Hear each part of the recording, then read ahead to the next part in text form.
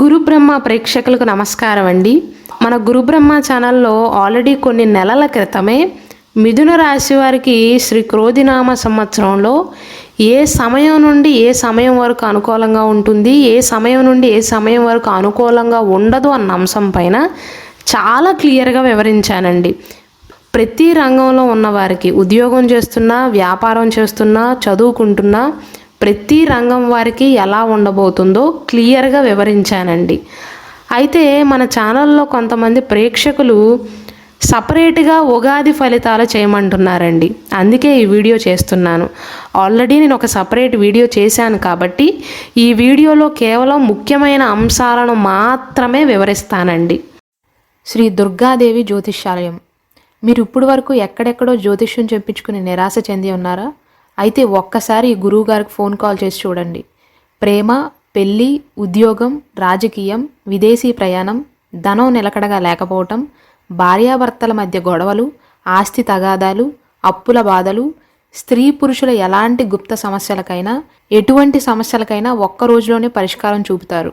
వీరు phone number 9542637206. Interest ఉన్న వాళ్ళు ఎవరైనా ఏ టైంలోనైనా వీరు కాల్ చేయవచ్చు. ముఖ్యంగా ఈ మిథున రాశి వారి ఫలితాలను 2 భాగాలుగా విభజిస్తున్నానండి.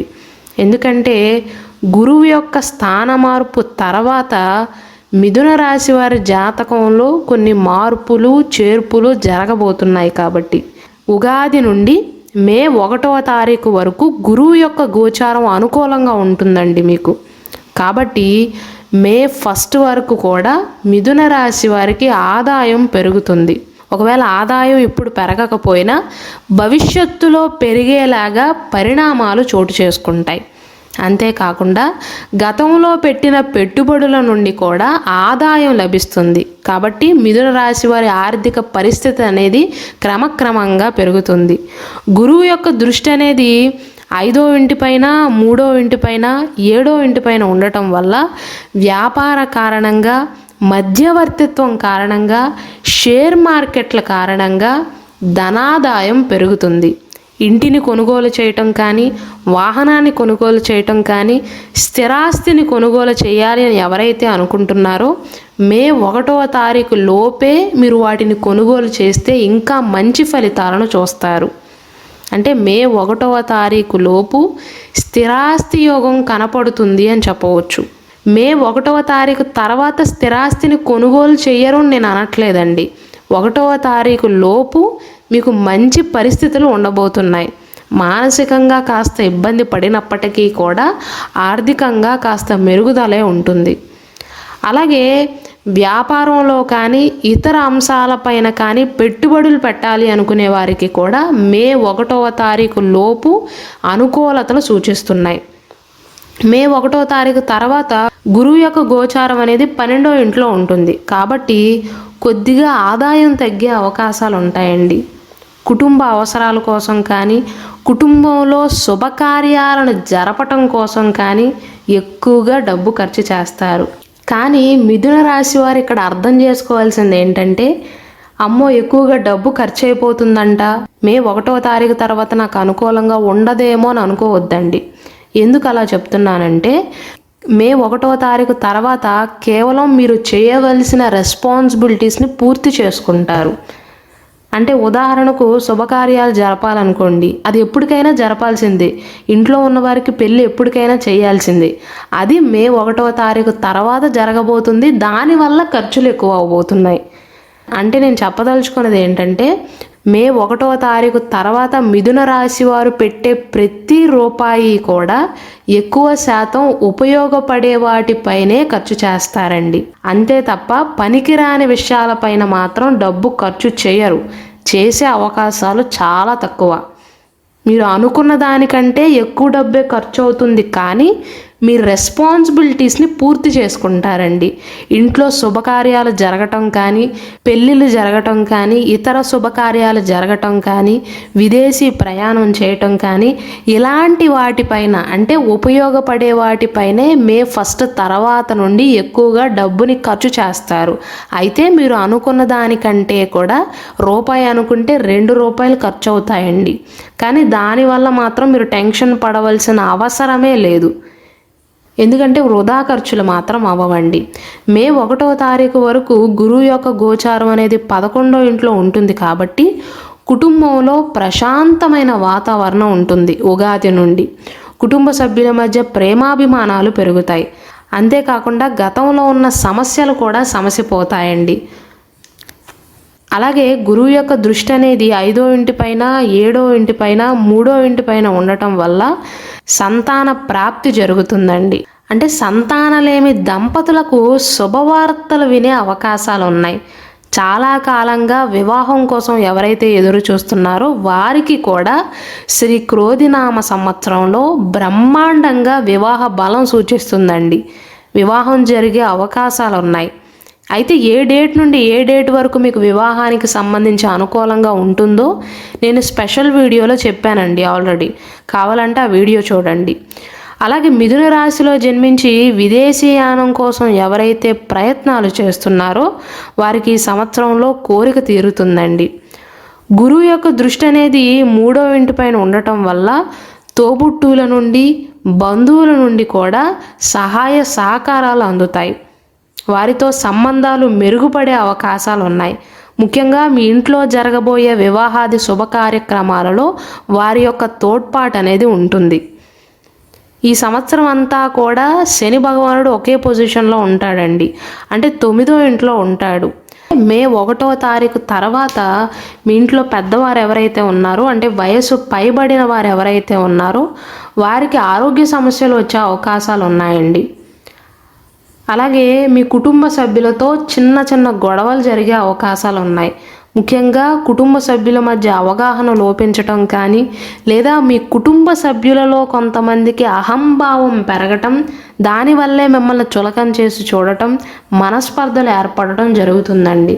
కాబట్టి ఈ విషయంలో మీరు జాగ్రత్తలు తీసుకోవాల్సిందే. వీలైనంత వరకు ప్రశాంతంగా ఉండి అందరినీ కలుపుకుపోయే ప్రయత్నమే చేయండి తప్ప ఎవరితో కూడా దురుసుగా ప్రవర్తించవద్దు. ఒకవేళ మీ మనసు నొచ్చుకున్నట్లయితే వారితో కొన్ని రోజులు విడిగా ఉండండి తప్ప గొడవలు పెట్టుకోవటం మాత్రం మంచి పని కాదండి. ఎందుకు అలా చెప్తున్నానంటే మిథున రాశి వారు తొందరపాటుతనంతో మాట్లాడే మాటల వల్ల ఫ్యూచర్లో ఇబ్బంది పడే అవకాశాలు ఉన్నాయి. ఇతరులు మిమ్మల్ని ఇబ్బంది పెట్టే అవకాశాలు ఉన్నాయి. కాబట్టి ఎవరి వల్లైనా మీకు హాని జరుగుతుందని అనుకుంటున్నట్లయితే వారి నుండి దూరంగా ఉండండి తప్ప వారితో గొడవలు పెట్టుకోవటం కానీ, వారిని రెచ్చగొట్టే ప్రయత్నాలు మాత్రం చేయవద్దండి. ఈ సంవత్సరం అంతా కూడా కుటుంబ సభ్యులతో కలిసి ప్రయాణాలు ఎక్కువగా చేయవలసి వస్తుందండి. ఎక్కువ శాతం ఆధ్యాత్మిక ప్రయాణాలు చేస్తారు. అంతేకాకుండా 4వ ఇంట్లో కేతువు యొక్క సంచారం కారణంగా మీ కుటుంబ సభ్యుల గురించి భయాందోళనలు ఎక్కువ అవుతాయండి. వారి ఆరోగ్య విషయంలో అవ్వవచ్చు, కుటుంబ అవసరాల విషయంలో అవ్వవచ్చు, అతిగా కల్పించుకుంటారు. మీ రెస్పాన్సిబిలిటీ ఎక్కడి వరకు అక్కడ వరకే ఆపరు. ఎక్కువగా కల్పించుకోవటం, దాని గురించే ఎక్కువగా ఆలోచన చేయటం, దానివల్ల చికాకు గురయ్యే అవకాశాలు ఉన్నాయి. మనసు పాడు చేసుకునే అవకాశాలు ఉన్నాయండి. ఇదంతా మీ భ్రమే తప్ప మీకు చెడుగా జరిగే సందర్భాలు అయితే చాలా వరకు లేవండి. మే 1 తర్వాత అయితే కొన్ని ఖర్చులు ఉన్నమాట నిజమే, కానీ అవసరమయ్యే ఖర్చులేనండి. ఎక్కువగా ఖర్చు అయిపోతుందని బెంగపడవలసిన అవసరమే లేదు. ముఖ్యంగా మీరు ఆనందపడవలసిన విషయం ఏంటంటే మిథున రాశి వారి ఇంట్లో ఈ సంవత్సరంలో వివాహాది శుభ కార్యక్రమాలు ఎక్కువగా జరుగుతాయి. అలాగే సంతానలేమి దంపతులకు కూడా సంతానం పొందే అవకాశాలు ఉన్నాయి. సంతానం విషయంలో కూడా ఎక్కువగా ఖర్చులు అయ్యే అవకాశాలు ఉన్నాయే తప్ప ఇదంతా పాజిటివ్ మ్యాటరేనండి. నెగిటివ్గా మాత్రం తీసుకోవద్దు. అలాగే మానసిక ఆందోళన అనేది ఈ మిథున రాశి వారికి ఎక్కువ అవుతుందండి. నిజానికి చెప్పాలంటే ఏ సమస్య లేనప్పటికీ కూడా అతిగా పట్టించుకుంటారు. చిన్న విషయాన్ని కూడా భూతద్దంలో పెట్టి చూస్తారు. దానివల్ల చికాకుకు లోనవుతారు.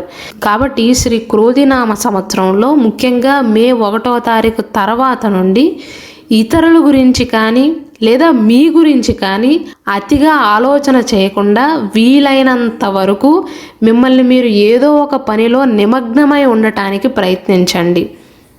అప్పుడే మీ మెంటల్ హెల్త్ అనేది బాగుంటుంది, మీ జీవితం అనేది బాగుంటుంది. ముఖ్యంగా మిథున రాశి వారు ఏంటంటే ఆదాయం పరంగా కూడా పెద్దగా ఆలోచన చేయరండి. అందరి ముందు నేను లోకు అయిపోయాను, భవిష్యత్తు ఎలా ఉండబోతుందో, సంతాన విషయంలో ఎలా ఉండబోతుందో అని మీకు మీరే భ్రమపడి మీకు మీరే క్వశ్చన్స్ క్రియేట్ చేసుకుని ఎక్కువగా ఆందోళన చెందుతారండి. నిజానికి అక్కడ నెగిటివ్ ఏమీ ఉండదు. పాజిటివ్ని కూడా భూతద్దంలో పెట్టుకుని అందులో నెగిటివ్స్ని ఎతుకుతారు. అలాంటి మనస్తత్వంతో ఉంటారు. ఎందుకంటే గ్రహ ప్రభావం వల్ల. ఈ సంవత్సరం మే 1 వరకు మాత్రం మిథున రాశి వారికి అనుకూలంగా ఉంటుందండి ఆరోగ్యపరంగా. గతంలో ఉన్న ఆరోగ్య సమస్యలు కూడా తగ్గుముఖం పడే అవకాశాలు ఉన్నాయి. ముఖ్యంగా గురువు యొక్క దృష్టి అనేది పంచమ స్థానం పైన ఉంటుంది. కాబట్టి ఆరోగ్య సమస్యలు అనేవి తొందరగా నయమవుతాయి. ఇంతకుముందు చెప్పినట్లుగా శని భగవానుడి యొక్క గోచారం అనేది సంవత్సరం అంతా కూడా, అంటే శ్రీ క్రోధినామ సంవత్సర ప్రారంభం నుండి చివరి వరకు కూడా 9వ ఇంట్లో మిశ్రమ ఫలితాలను ఇచ్చేదిగా ఉంటుంది. మే 1వ తారీఖు వరకు గురువు యొక్క గోచారం చాలా బాగుంటుంది. శని భగవానుడు కూడా అందుకు మీకు అనుకూలంగానే ఉంటాడు. కాబట్టి ఆరోగ్య విషయంలో మాత్రం సమస్యలు చాలా తక్కువగా ఉంటాయి. అసలు మీరు పట్టించుకోవాల్సిన అవసరం లేదు. మే 1వ తారీఖు నుండి మాత్రం గురువు యొక్క గోచారం 12వ ఇంట్లోకి వెళ్తుంది. కాబట్టి ఆరోగ్యపరంగా కొంత ఇబ్బందికరంగా ఉంటుందండి. కాలేయానికి సంబంధించిన సమస్యలు, మూత్రానికి సంబంధించిన సమస్యలు, పదే పదే మూత్రానికి వెళ్ళవలసి రావటం కానీ, మూత్రం మంట పుట్టడం కానీ, ఇలాంటి సమస్యలతో బాధపడతారండి. అలాగే వృత్తిపరంగా చూసుకున్నట్లయితే మీరు ఏ వృత్తి వ్యాపారాలలో స్థిరపడినా సరే మే 1వ తారీఖు వరకు మాత్రం మీకు అనేక అవకాశాలు ఉంటాయి. వృత్తిలో అభివృద్ధి ఉంటుంది. 10వ ఇంట్లో రాహువు, 11వ ఇంట్లో గురువు ఉండటం వల్ల ధైర్యంగా ఉంటారు. ధైర్యంగా అన్ని పనులను చేయగలుగుతారు. దానివల్ల విజయం సిద్ధిస్తుంది అని చెప్పవచ్చండి. మీరు ఏ కార్యాలయంలో పని చేస్తున్నా సరే, ఉద్యోగం చేస్తున్నా, వ్యాపారం చేస్తున్నా, ఎటువంటి వృత్తి వ్యాపారాలలో స్థిరపడినా సరే మీ కార్యాలయంలో గుర్తింపును పొందుతారండి. పై అధికారులతో ప్రశంసించబడతారు. మిగతా వారు చేయలేని పనులను కూడా మిథున రాశి వారు చేసి నిరూపిస్తారు. మీరు చెప్పే సలహాలు, సూచనలు కూడా ఇతరులకు ఉపయోగపడతాయి. విదేశాలకు వెళ్ళే అవకాశాలు కూడా ఉన్నాయండి. మే 1వ తారీఖు తర్వాత నుండి గురువు యొక్క గోచారం 12వ ఇంట్లోకి మారిన తర్వాత కొంచెం మార్పులు ఉండబోతున్నాయండి. ఒక రకంగా చెప్పాలంటే మీకు నెగిటివ్గా ఉంటుంది అని కాదండి. మీలో ఒక రకమైనటువంటి అహంకారపూరిత ధోరణి అలవడుతుంది. ఎందుకంటే మే 1 వరకు మిథున రాశి వారి టాలెంట్ ఏంటో ఇతరులకు అర్థమవుతుంది. దానివల్ల ఏమవుతుందంటే మే 1 తర్వాత గురువు యొక్క స్థాన మార్పు తర్వాత వీరిలో కాస్త అహంకారం అనేది పెరుగుతుంది. కాన్ఫిడెన్స్ అనటం కంటే కూడా ఓవర్ కాన్ఫిడెన్స్ అని చెప్పవచ్చు. నేనేంటి వారి మాట వినేది అన్న అహంకారపూరిత ధోరణి ఎక్కువ అవుతుంది అని చెప్పవచ్చండి. దానివల్లే మిథున రాశి వారు ఎక్కువగా నష్టాన్ని చూడవలసి వస్తుంది. ఒక రకంగా సహ ఉద్యోగులను చిన్నచూపు చూడటం కానీ, తమ కంటే తక్కువ స్థాయిలో ఉన్నవారిని చిన్నచూపు చూడటం కానీ, తక్కువ చేసి మాట్లాడటం కానీ, ఇదంతా మీ మనస్తత్వం అయితే కాదండి. గ్రహ ప్రభావం వల్ల ఇలా చేసి నష్టపోయే అవకాశాలు ఉన్నాయి. ప్రత్యక్షంగా కావచ్చు, పరోక్షంగా కావచ్చు. కాబట్టి ఆ విషయాలలో జాగ్రత్తగా ఉండాలండి. ఇక విద్యార్థుల విషయానికి వస్తే 9వ ఇంట్లో శని భగవానుడి యొక్క గోచారం ఉంది. కాబట్టి విదేశాలలో ఉన్నత విద్యకు మార్గాలు సులభతరం అవుతాయండి. ముఖ్యంగా ప్రథమార్థంలో అంటే ఉగాది నుండి మే 1 వరకు విదేశాలకు వెళ్ళే ప్రయత్నాలు ఎవరైతే చేస్తున్నారో వారికి అనుకూలమైనటువంటి ఫలితాలు ఉండబోతున్నాయండి. 10వ ఇంట్లో రాహు యొక్క గోచారం కారణంగా మిథున రాశి వారి ప్రతిభ అనేది ఇతరులకు తెలుస్తుంది, అంటే గుర్తింపు లభిస్తుంది. అయితే 4వ ఇంట్లో కేతువు కారణంగా చదువు పట్ల ఒక రకమైనటువంటి భయాందోళనకు గురవుతారండి. ముఖ్యంగా ఎవరైతే వారి స్వదేశాన్ని విడిచి వేరే ప్రాంతానికి వెళ్ళి చదువుకుంటున్నారో, అంటే హాస్టల్లో ఉండి చదువుకోవటం కానీ, వేరే ప్రదేశాలకు వెళ్ళి చదువుకోవటం కానీ అలా ఎవరైతే చేస్తున్నారో వారికి భయం కాస్త ఎక్కువ అవుతుంది. మే 1 నుండి గురువు యొక్క గోచారం మారిన తర్వాత కొద్దిగా అహంకారంగా ఉండే అవకాశాలు ఉన్నాయండి. అంటే మిగతా వారి పట్ల చులకన భావం ఉండటం కానీ, నేను బాగా చదివాను, పరీక్షలు బాగా రాశాను, రిజల్ట్ కూడా బాగా వస్తుంది అన్న అహంకారం ఎక్కువ అవటం కానీ, ఇలాంటి వాటి వల్ల కొద్దిగా నష్టపోయే అవకాశాలు ఉన్నాయే తప్ప మిథున రాశి వారికి పెద్దగా నెగిటివ్స్ అయితే లేవండి. ఒక్క మాటలో చెప్పాలి అంటే గురువు యొక్క గోచారం మారిన తర్వాత నుండి, స్థాన మార్పు తర్వాత నుండి మీ క్యారెక్టర్ పైన బ్యాడ్ మార్క్ పడే అవకాశాలు ఉన్నాయి. అంటే హెడ్ వెయిట్ అనటం కానీ, లేదా వీరికి అహంకారం ఎక్కువ అనటం కానీ, ఇలాంటి మాటలు మీరు వినవలసి వస్తుంది. అంతే తప్ప నెగిటివ్స్ అయితే పెద్దగా లేవండి. మీరు భయపడవలసిన అవసరం అయితే లేదు. అయితే ఖర్చులు మాత్రం కొద్దిగా ఎక్కువగా ఉండబోతున్నాయి.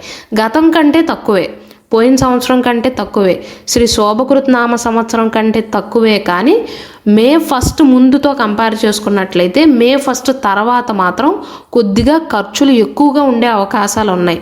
ఇంకొక పాజిటివ్ పాయింట్ ఏంటంటే మీరు ఖర్చు పెట్టే ప్రతి ఒక్క రూపాయి కూడా మీకు అవసరం అయ్యేదే అయి ఉంటుంది. వృధా ఖర్చులు అయితే చేయరండి.